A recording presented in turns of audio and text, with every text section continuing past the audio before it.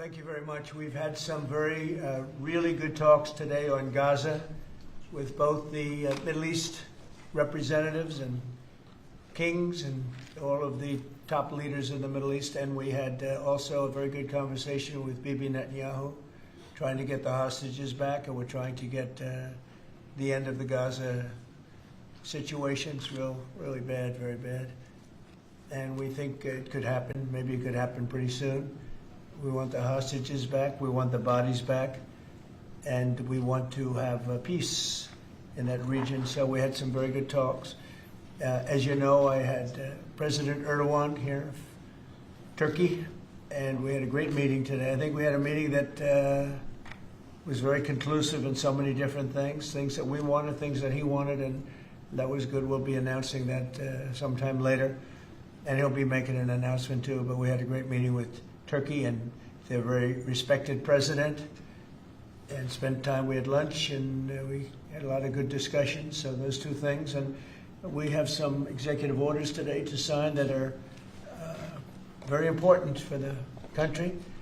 And we'll start off with one that's a proclamation. And yes, sir. Want to do that, Will?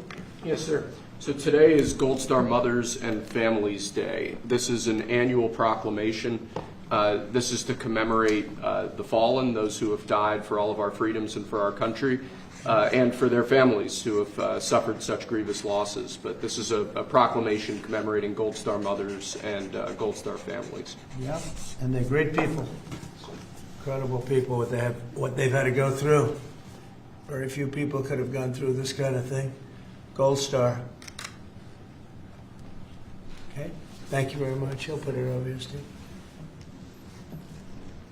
Next, sir, we have an executive order on TikTok. From the first days of your administration, you've charged a team from your administration, led by Vice President Vance, with ensuring that we can preserve TikTok as a platform for the 170 million Americans who use it, right, while ensuring that their data is properly protected as required by law. With this executive order, you will be effectively bringing into effect the agreement that will save TikTok and ensure that it can operate safely and securely.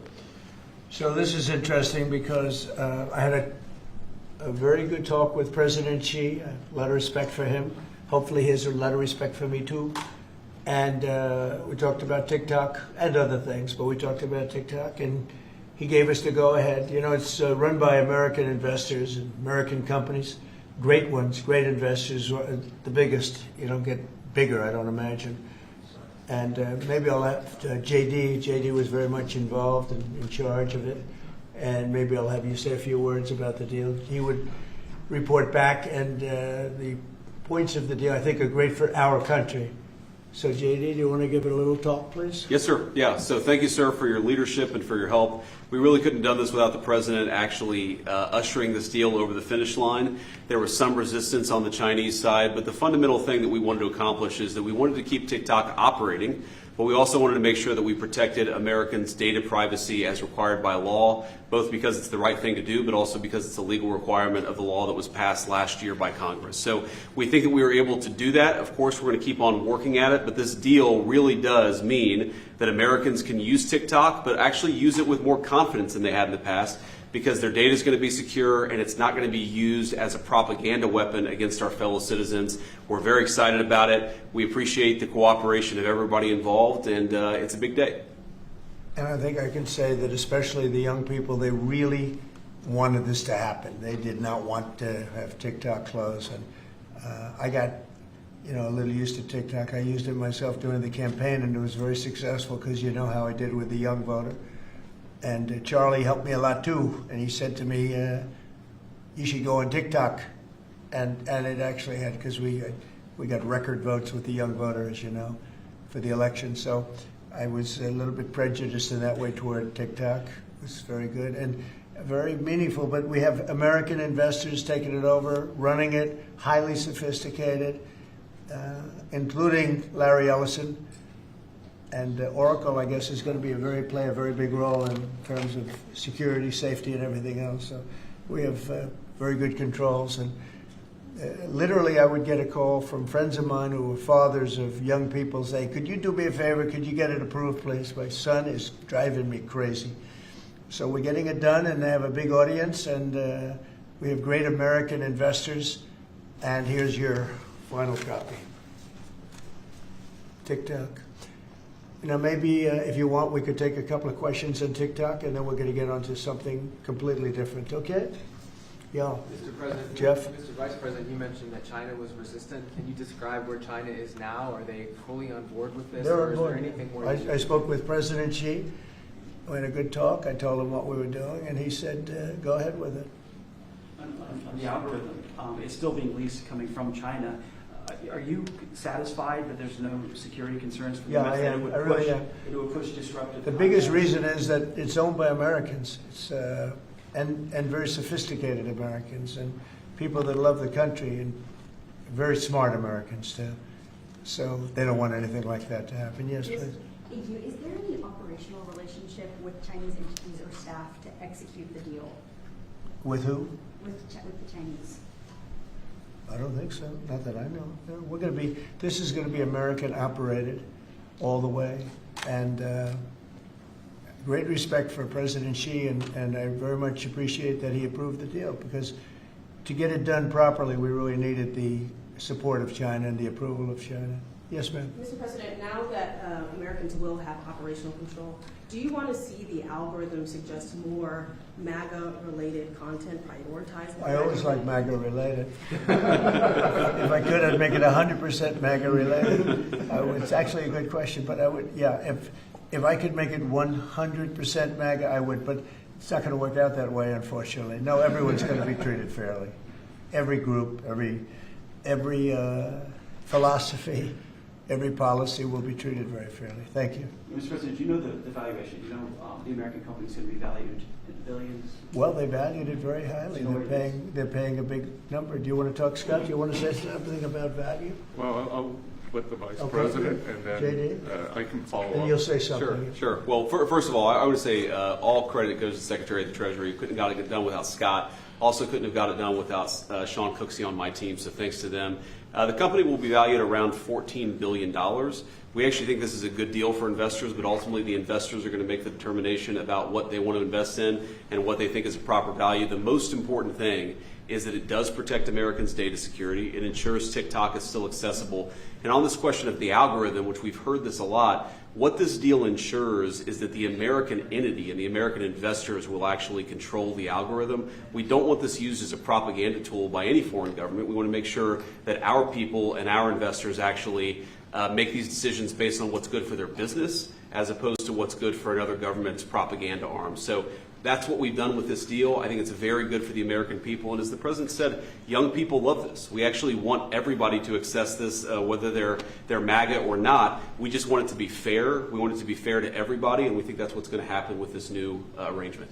Will the U.S. government? And just to follow up on the Vice President, there were two pieces to the transaction. The Vice President's office has worked since the spring for the commercial transaction between the investor groups, and then Treasury and a group including the Vice President's office were in Madrid 2 weeks ago to negotiate with the Chinese, and it was a result of President Trump's close relationship with Party Chair Xi that we were able to get this across the line. We created a framework for Party Chair Xi to agree, and then on the leaders' call, Xi and President Trump discussed the final arrangement. So it was 1-2. And that was the final piece. Will the U.S. government get any kind of annual payment as a result of this deal? Taxes. It's going to make money, and we're going to get a lot of money in taxes. And you know, China wanted to see this go. It's a great legacy for China too. And, I thought President Xi was great in terms of his approval. We probably could have done it a different way, but it wouldn't have been the same. Wouldn't have been the same security at all, but I appreciated that he approved it. So nothing aside from taxes, there's no part of the deal that is like a payment to the U.S. government? Well, we're going to be announcing different things, but the U.S. comes out great. And I think China comes out great because they're going to have a very important legacy. And they have many other deals. You know, they have deals with us, and they have deals in here in this country. And, you know, they want to be treated fairly also. So, Mr. President and Mr. Vice President, the U.S. company could change the algorithm to push different content? Is that? The U.S. company will have control over how the algorithm pushes content to users, and that was a very important part of it. We thought it was necessary for the national security element of the law. We also just think it's important to protect American users. Again, we want users to use this platform the way they want to. We want the business to make decisions about content based on the interests of the business and based on the interests of the users, and that's what we think will happen with this new arrangement. And they're paying a lot of money, and I think hopefully it's going to be a great deal. They're very sophisticated people. You'll see a list. Have you seen a list yet of the people? Well, you've been reading about it. I know Michael Dell's involved, and Rupert Murdoch's involved, and a lot of, and let's see, we have probably 4 or 5 absolutely world-class investors that love the country. They made a lot of money with the country, and many of them are in a somewhat related business, so it works out pretty well. And they're going to be very careful about all of these questions that you've been asking. Who else beyond Dell and Murdoch? Well, it's a blue chip group of investors, and we'll be announcing more about who exactly is involved in the deal in the days to come. Oracle's playing a very big part. That's right, sir. And Oracle really understands this. And I think they're actually, and they've been involved for quite a while running it for the people, the previous people. And so it's really, I think it's going to be very well protected. Very, very prestigious deal, actually. On that point, Mr. President, as the President said, Oracle has actually had a role in housing the data for a long time, even when the entity was controlled by the ByteDance organization in China. So Oracle had a pretty interesting perspective on what was necessary to actually create true data privacy protections for Americans. They were a very important part of getting this thing done. Mr. President, you told us a couple of weeks ago you thought that the security concerns were overrated, but were there legitimate concerns when it comes to safety?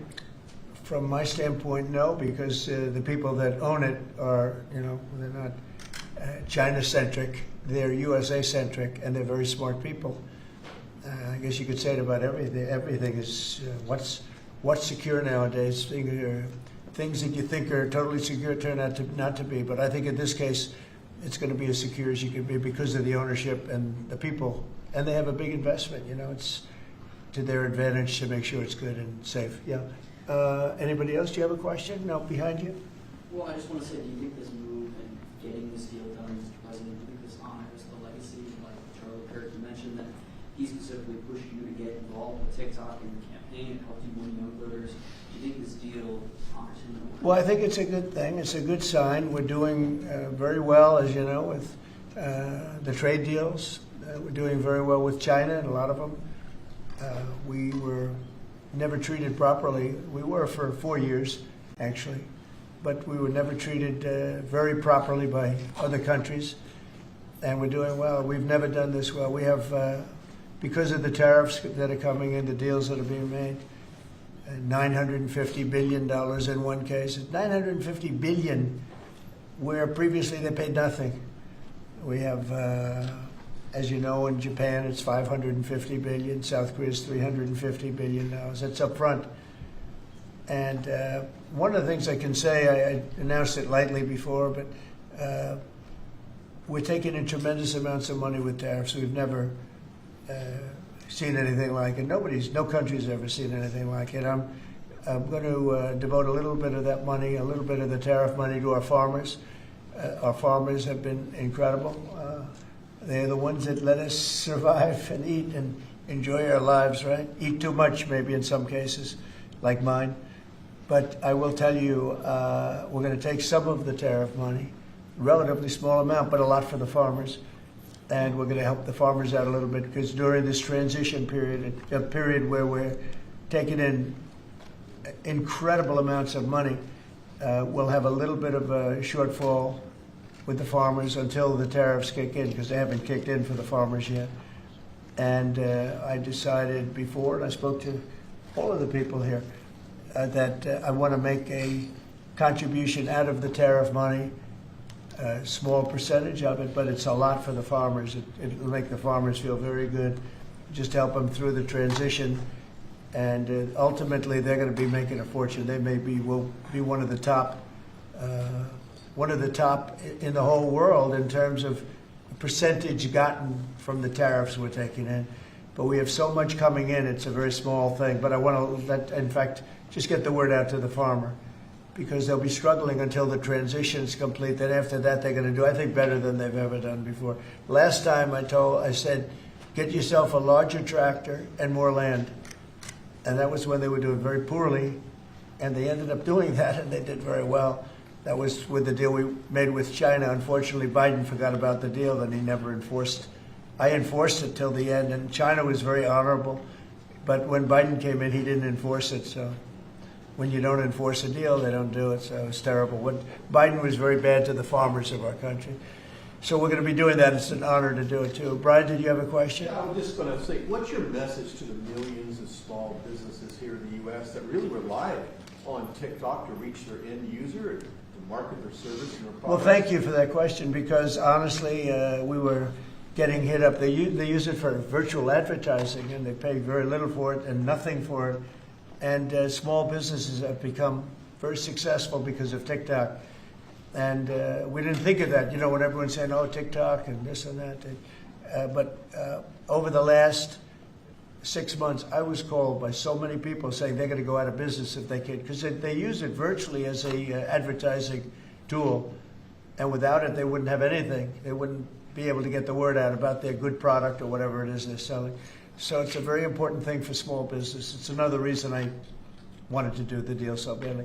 So let's go to another subject now, if we might, okay? And Will, please. Ask you about farmers. Yes, go ahead. What does that look like? Is that going to be direct checks to farmers, or is it going to be? Well, we haven't decided that. We'll be dealing with Brooke later, and the Secretary of Agriculture, and we'll figure out how to get money to the farmers.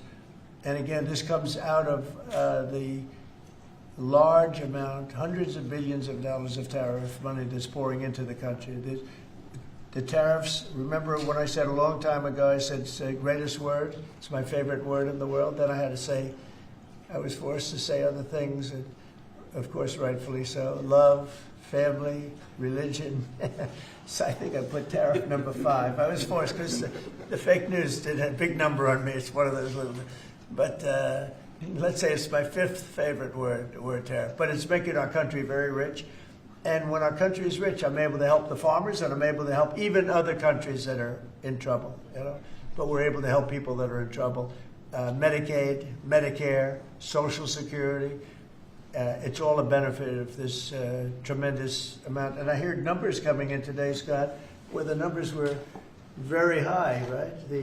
The economic numbers were off the charts, sir. Unfortunately, right? Because this is the only country in the world where you announce great numbers and the stock market goes down. Because when you announce great numbers, they immediately want to take that success away by raising the interest rates. Why can't you announce great numbers and let them lower the interest rate so you can make numbers? This is the only country in the world. I don't know if you heard. Could you just tell them what the number was? And how it was 3.88% growth, the biggest in years. And the important thing, as the president says, this is going to be non-inflationary growth, just like it was in its first term. So strong growth, low inflation, real wage gains. And to the question on small business optimism under President Trump last week hit a multi-year high. So small businesses, Main Street is back under President Trump. But isn't it crazy? So I saw the market was down a little bit today. I mean, in all fairness, I don't feel guilty because we've set every record you can imagine. But it was down, and I say, oh, the numbers must be good. Meaning the growth numbers are phenomenal. And again, this is during, but a little bit of the heavy, the really success and the money pouring into our country through the tariffs. And I just say, why can't we have great numbers and lower the interest rates so we have even greater numbers? So people were saying, oh, the numbers are so good, they're going to have to raise interest rates. That doesn't have to happen. And there's no inflation. We have the only thing we have is great success. We're having unbelievable success. So the numbers are much higher than anticipated, except for by me and Scott and some of the other people. And they'll get a lot higher than that, too. But I don't want to, every time we have good numbers, say, let's take all the juice out by raising interest rates. It's so backwards. It's so backwards. Well, Mr. President, they don't appreciate the importance of the third leg of your stool, because trade, taxes, and deregulation allows for significant upside growth without inflation. So eventually the people at the Fed will be able to focus on this like Alan Greenspan did in the 90s. You can have strong growth and low inflation, and I think we can get the stock market up, Wall Street, Main Street, both doing well. And we want low interest rates. There's no reason that every time we announce these record numbers, these numbers are way above projections by, all the great geniuses out there. They knew this was going to happen. So they had 71 different people, and only 2 got it right. Me and another gentleman from, I think, my wonderful Wharton School of Finance, actually. So anyway, but I really want you to look at that. Every time we have good numbers, they say this is a good time because they're guarding against inflation that may happen in 2 years from now. We have to change our thinking. We should be rewarded for good numbers, not penalized. So, Mr. President, is that 3.8? Is that the start of a 3% growth for the Well, entire year? the number was projected at 2, because we're in a little bit of a transition period, but that transition period's ending faster than we thought on tariffs.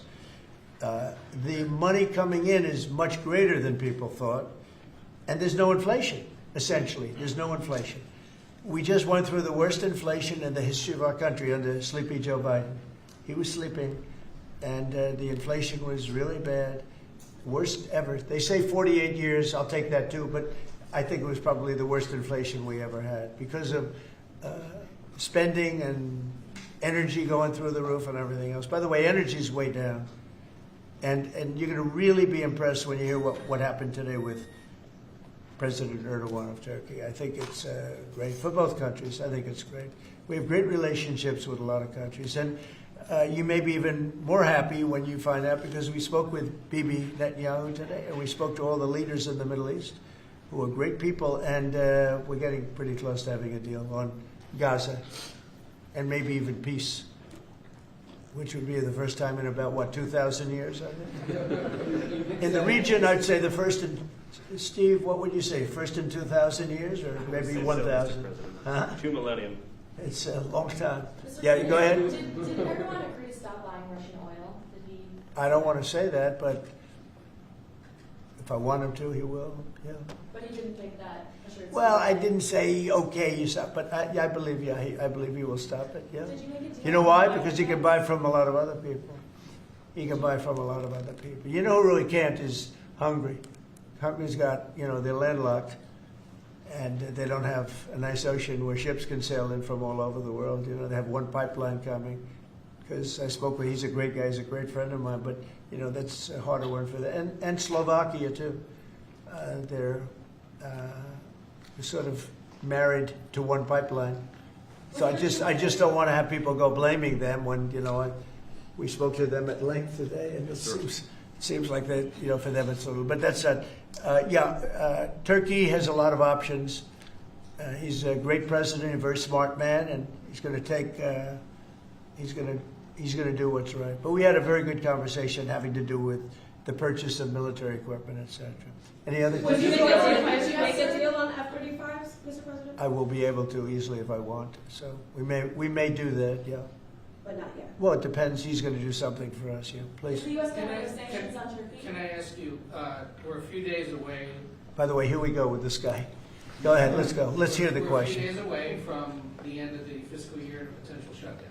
Right. Is there going to be a government shutdown? Could be, yeah, because the Democrats are crazed. They don't know what they're doing. They want to have the border opened up so that criminals can pour in. We're doing unbelievable borders closed, and people are coming into our country legally. They continue to want to have men and women sports. They continue to want to have transgender for everyone. They want to raise everybody's taxes at a number that's not sustainable. It's the only time in the world I've ever seen a party that wants to raise taxes. I grew up in a family where I'd watch politics, and I always liked it from the time I was very young, but I'd always see politicians say, we will lower your taxes. These guys, they campaign on raising your taxes, but they want to raise taxes very substantially. Well, the one thing they're concerned about, look, Republicans have total control of Washington. You guys have control of the House, the Senate, there's you.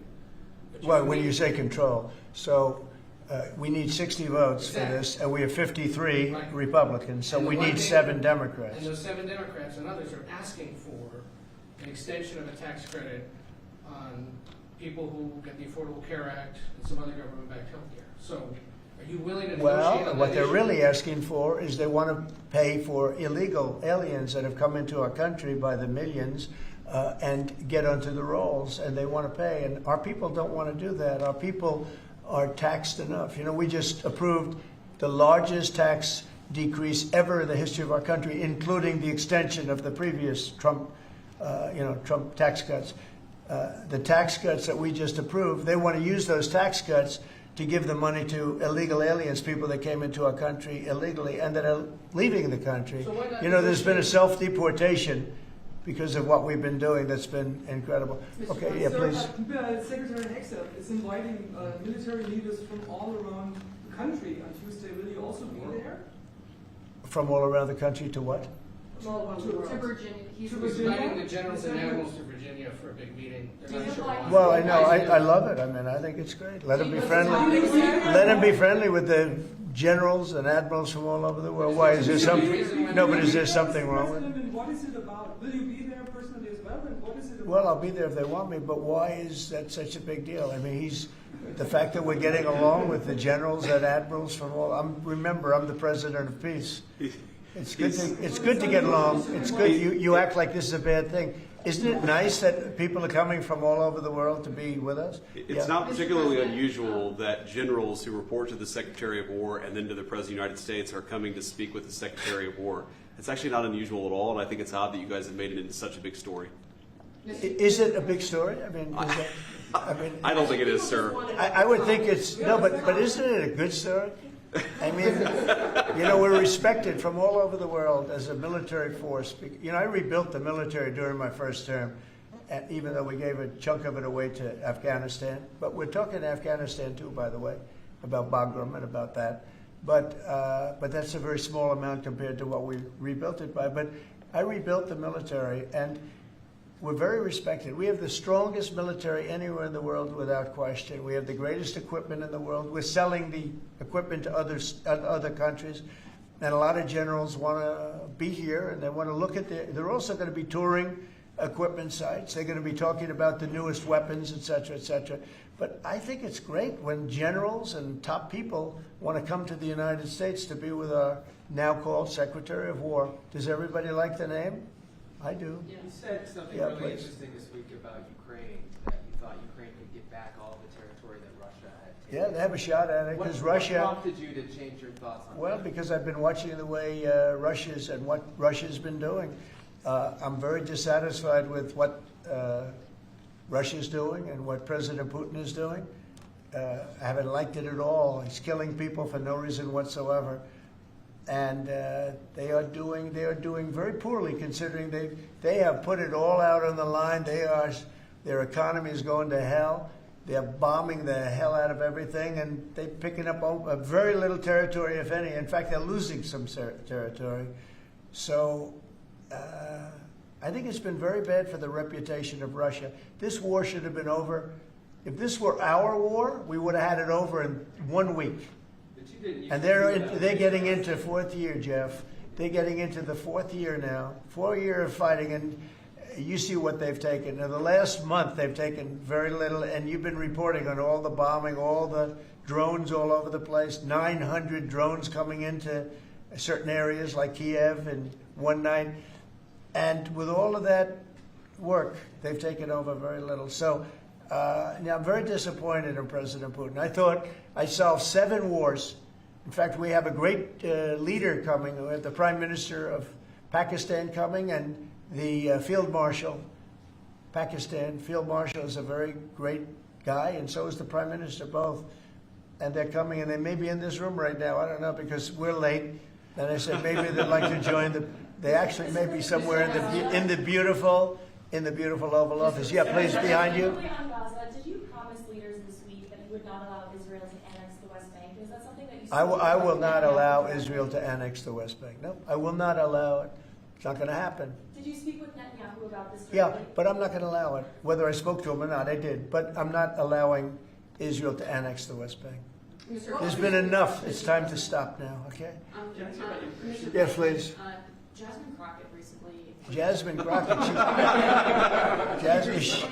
Remember what I said? Is she a relation to the late great Davy Crockett? I don't think so. Jasmine Crockett, let me tell you, before you even ask, she's a very low IQ person. I mean, if we ever had to pass an aptitude test, that's the one should take one because she shouldn't even be in the crowd. So I have no idea what you're going to, but I don't think we should waste our time. This is a low IQ person who I can't even believe is a congressperson. Between her and Ilman Omar and the group. You know, I met the head of Somalia. Did you know that? And I suggested that maybe he'd like to take her back, and he said, "I don't want her." Okay, what else? Go ahead. You want? Let's hear what Crockett said. Go ahead.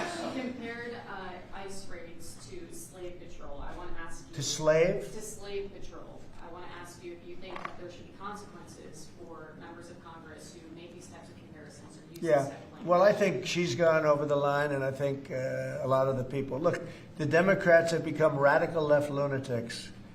They have policies that nobody's going to buy.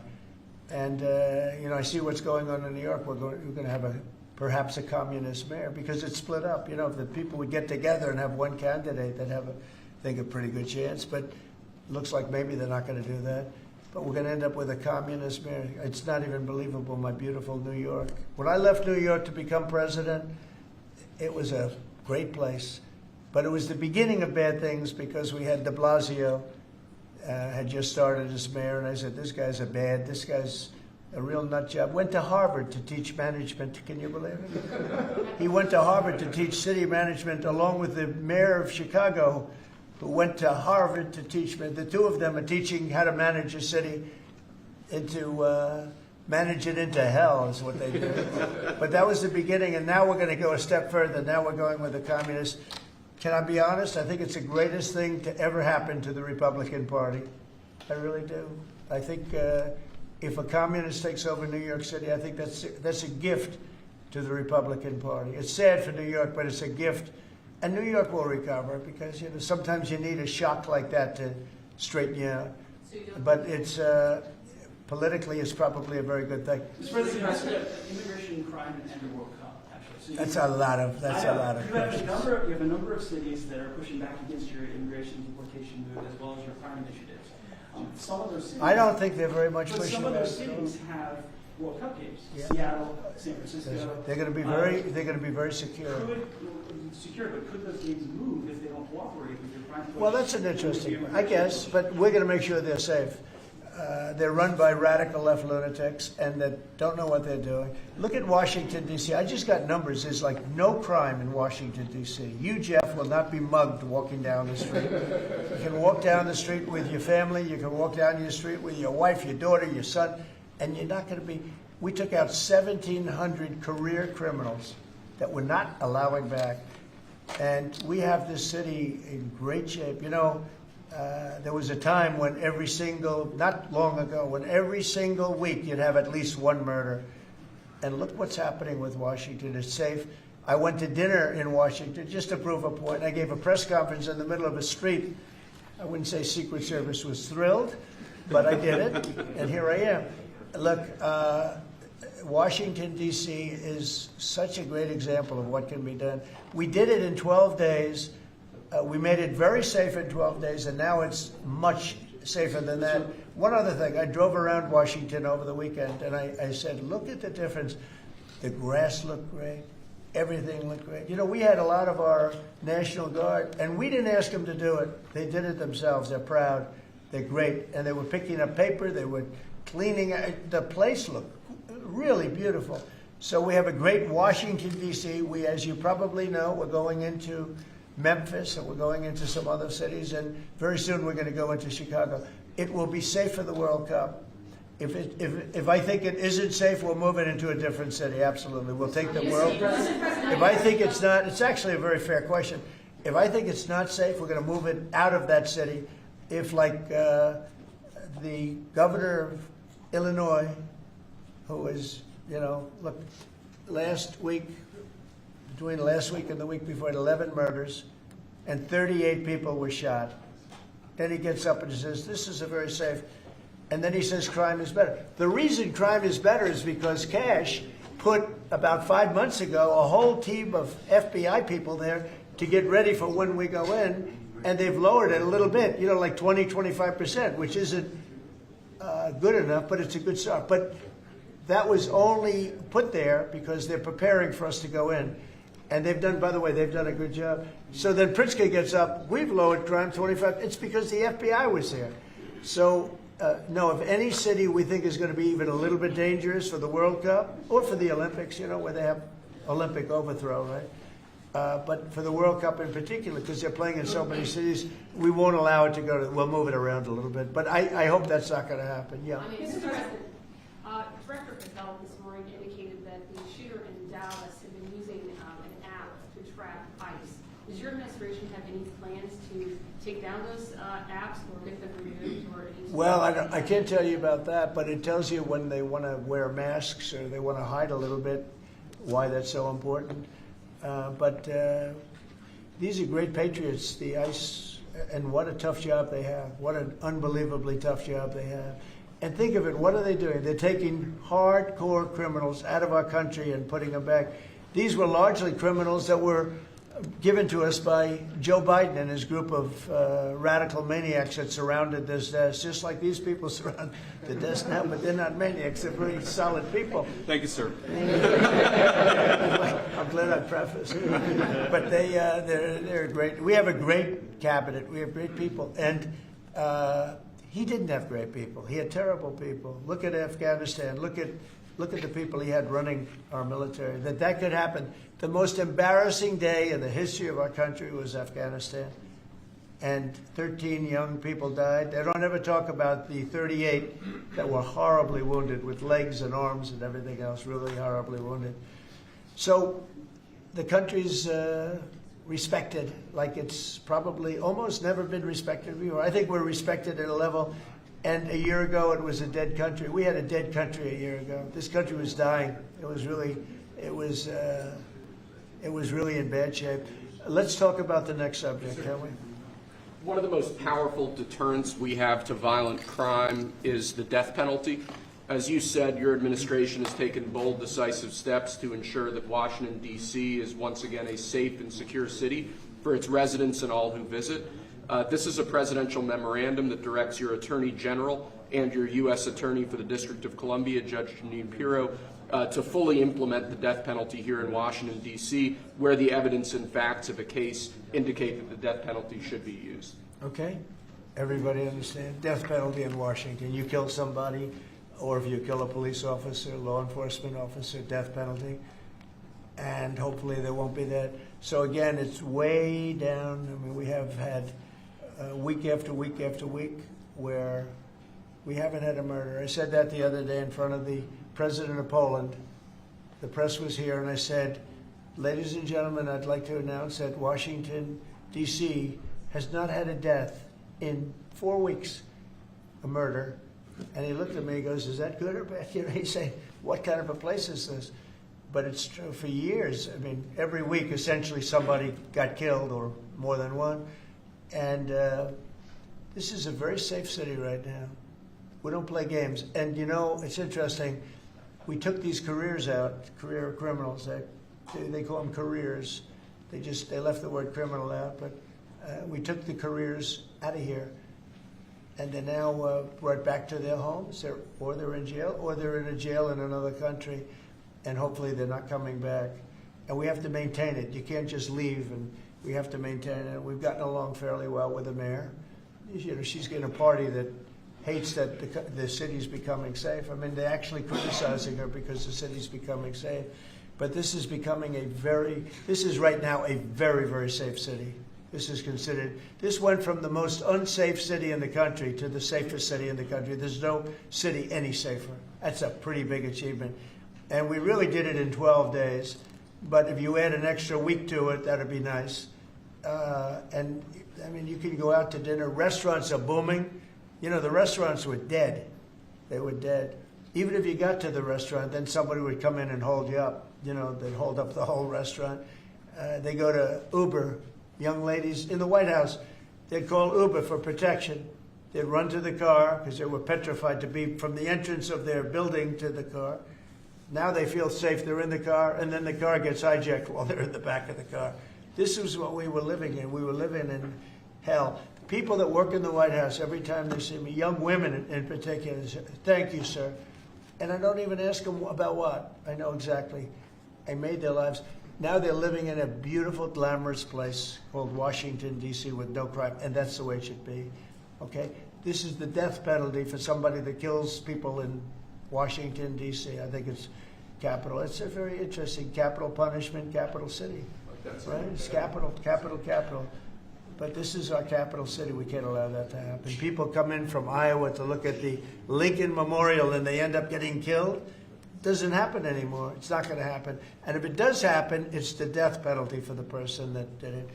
And this goes into effect. Yes, sir. Right? Pam, is that right? Could you speak a little bit about that? Yes, sir. Not only are we seeking it in Washington, D.C., but all over the country again. And as you saw very recently, we are now moving the inmates who were on death row, who Joe Biden or the auto pen commuted their sentences off of death row. We're moving them to supermax facilities where they will be treated like they're on death row for the rest of their lives, President Trump. Okay, that's a big statement. Thank you very much. Okay. I see some of you shaking your heads very positively. Thank you, Brian. Thank you, fellas. You said on the campaign trail that It said it. the death penalty if anybody, illegal, killed a U.S. citizen That's or a right. police officer. So this just reinforces your campaign promise. That's right. And most people really like it. And Washington, again, it's going to serve as a beacon because you have to do it. These are bad people. When you look at that guy, the guy that killed the young lady in the train in North Carolina, that he'll be in trial for years and years, years. He'll get a good lawyer somewhere along the line. Somebody will come along, and what he did to that young lady, and she went into that train scared. You know, when she went in, the way she sat down, she was scared to just be there. She just wanted to not pay any attention to anybody, just not be noticed. And she had her throat slit. We don't want that in this country anymore. We're not going to have it in this country anymore. Thank you very much. Next. Lastly, sir, this is a presidential memorandum on countering domestic terrorism and organized political violence. In recent weeks, months, and years, we've seen a tremendous upsurge in some highly visible but also other acts of domestic terrorism and organized political violence being perpetrated by radical, politically motivated groups all over the country. What this presidential memorandum will do is set off an administration-wide response to that, ranging from the Joint Terrorism Task Forces to other components of the Department of Justice to the Department of Homeland Security and the Department of Treasury. We're looking at interdicting these groups, preventing them from performing acts of violence, and also looking at sources of organization and funding and support that prop them up and allow them to do the acts that they have been doing.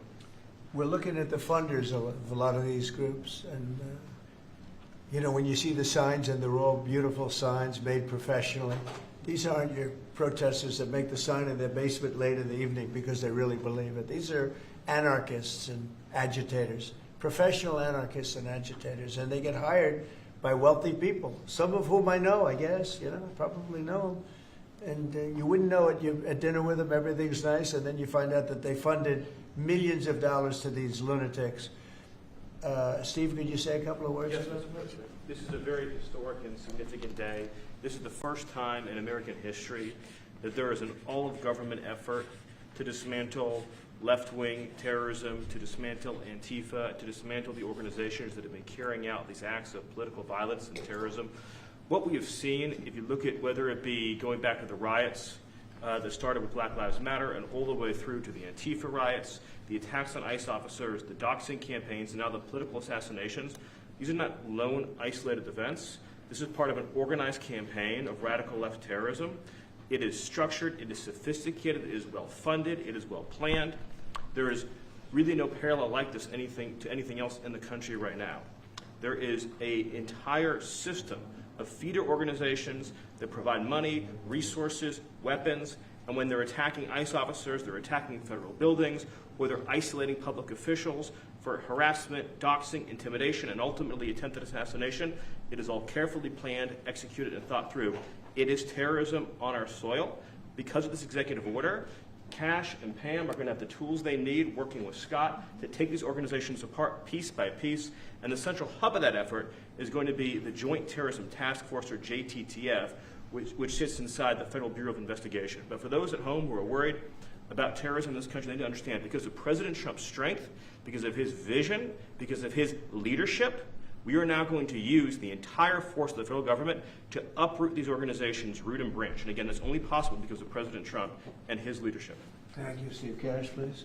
Yes, as Steve was saying, Mr. President, thanks to your leadership, crime is going downward in a tremendous fashion, and that's what we want for every city in America. And the FBI's premier flagship enterprise, the Joint Terrorism Task Force, are honored to lead this initiative with our partners at Treasury and Homeland Security, because our citizens are being attacked by, as Stephen said, organized violence, and is being paid for, not by them, by other people. So what we are going to do, combining forces as Scott and I have done in these last few months, is follow the money. People and organizations have collected funds and put them out into the streets of America and organized violence across our country. And thanks to your recognition of this and this executive order and the AG's leadership to lead out and prosecute these individuals, we are properly going to chase them down like the domestic terrorists that they are, and our streets and our communities are going to be safer because the JTTF and the FBI and Treasury and DHS and DOJ are going to combine forces like never before to root out this new evil that is perpetrating our criminal activities across our societies. And we are just so thankful for your leadership and recognition of it. It's not easy to do. Good job. Thank you very much. Who Pam? specifically do you want to target? What? Besides Antifa, is there a specific group or person you're targeting in this? Any organized group. Any organized Any group? organized group who are committing these crimes, and we're working with the Secretary of Treasury. You know what law enforcement has told us under President Trump's leadership? He's taken the handcuffs off law enforcement. They can do their jobs now, thanks to you, President Trump, and that's what's happening. And all of these agencies that Cash mentioned, we work hand in hand together. Our prosecutors were following the money with Treasury. We're working with Homeland Security. Cash's agents, all of our agents, DEA, ATF, U.S. Marshals, combined, are working, and with state and local government, to take these people off the streets who are jeopardizing lives. Can I just illustrate this? So I was talking with Cash and Stephen about this a couple of days ago, sir. So I believe it was in Oregon where you had a federal building where there were men in black ski masks who were committing acts of violence, who were shutting down a government building. To the president's point, they don't come from nowhere. These are paid people. This is organized. They're committing acts of political terrorism on American soil. And it's time we had a government that looked out for the American people rather than the people who are committing violence against the American people. When you go out to Portland and you see what's happening in Portland, this is like nobody's ever seen anything like it. Every night, and this has gone on for years. They just burn the place down, and you know the shop owners, most of them have left, but the few shops that are open, they just use plywood and just like 3/4-inch plywood. They don't put storefronts in because they know it's going to be burned down.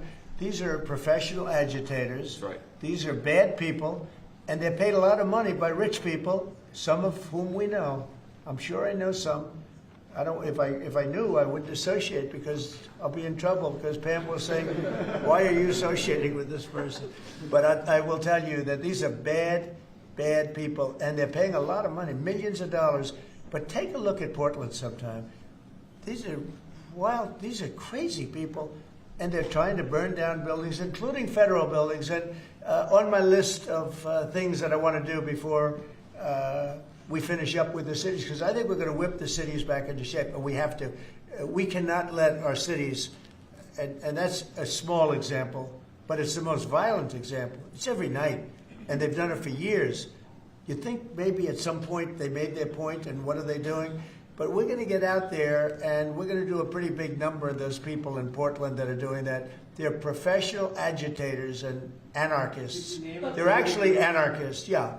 Go ahead, why don't you defend? Let's see you defend them, Jeff. No, I'm not defending anyone. I just want, so that we can just explain this in our stories. Can you name a couple? You don't explain it right, though, Jeff. Go ahead, let's go. Maybe let's give you another chance. Go ahead. Antifa, Soros, what names are we talking about? Well, Soros is a name certainly that I keep hearing. I don't know, but Soros is a name that I hear. I hear a lot of different names. I hear names of some pretty rich people that are radical left people. Maybe I hear about a guy named Reid Hoffman. Somebody's a pretty rich guy, I guess, and I hear about him. I don't know. Maybe could be him. Could be a lot of people. We hear the same names. but they're bad, and we're going to find out. And if they are funding these things, they're going to have some problems because they're agitators and they're anarchists. These are anarchists, really bad. Okay, yeah, please. Mr. President, can you imagine, Mr. President, can you comment on, Who are you Mr. with? President, Who are you with? I'm with the Center Square. Sarah Rodriguez is my name. Sarah, there's also, as you know, Antifa is not just a domestic terror, or now a domestic terror organization. It's also international. I know the Netherlands is looking at also designating them a terror organization. Right. Have you been working with your intel community and your DNI to possibly expand that to making them designated Yes, an we have. international terror Yeah, we have been. Yep. It's an international. In many cases, it is international. Mr. Yeah. President, on Antifa, if someone takes to the streets of America and says they're Antifa, what happens to them? What will happen to them? Well, I'd say the maximum under the law, and we'll see. Now, if they kill somebody, we just signed a death penalty, so it depends where it is. But if they kill somebody, which they do, I mean, people are dying. You go out to Portland, people die out there. Many people have died over the years in Portland. Portland is, I don't know how anybody lives there. It's amazing. But it's anarchy out there, and that's what they want. They want anarchy, like when they attacked Seattle and took over a big percentage of the city. I was going to go out, and we were going to do a big number. They heard that, and everybody broke up all of a sudden. But, you know, you have governors that have to run that, and a lot of them don't do that. I don't like to go in. I'd rather have Pritzker's support when we go into Chicago. But if we don't have it, that's okay, too, because we're paramount, and we will do what we have to do. We're going to make Chicago safe. We're going to make we're going to make as many as we can, and usually that involves a surge. But what we did with, in the case of Chicago, by having the FBI go out there 5 or 6 months ago, we brought it down a little bit. You know, a little bit is 25%, so it's not so little. But it is when you're talking about the kind of crime and killings and murders that you hear in Chicago. But we're going to get it. Chicago's a great city. As the Union Pacific said, the head of the Union Pacific, who's a great guy, started off as a low-rung guy. He said he started at a caboose, and now he's the chairman of the Union Pacific. But he's a great guy. But he said, "Sir, don't lose Chicago." The way he said it, I said, boy, it really hit me. You know, here's a man that knows all the cities. The Union Pacific, I guess, is our largest railroad, and he knows all the cities. He's been doing it for 45 years, and he said, "Sir, don't lose Chicago." And the way he said that meant a lot to me, and we're going to go into Chicago very soon. We're going to take care of Memphis. We're going to take care of Memphis. You can't walk a block without getting shot. We're going to take care of that one, and just like we did Washington, D.C., and we're going to do Chicago very soon. Yeah. We heard there could be an indictment on James Comey. Do you know if there is an indictment, or Madam Attorney? I don't know. I know it's going on because I read the papers just like you do, right? So I don't know. Do you have anything to say about that? We can't comment on that. Yeah. Madam Attorney General, can you comment on a New York Times report saying that Justice Department officials have asked attorneys to target a George Soros-funded group? And is this executive order that you just signed a part of that effort? I'm not going to comment on whether there is or is not a pending investigation, but everything's on the table right now. I don't think anybody has to ask, because if you look at Soros, he's at the top of every. In fact, sometimes I say, could he be involved in this many things? But he's in every story that I read. Stories that I read keep talking about Soros, and so you know, I guess he'd be a likely candidate. Thank you very much, everybody. Thank you very much. Thank you, President. Thank you. Yep.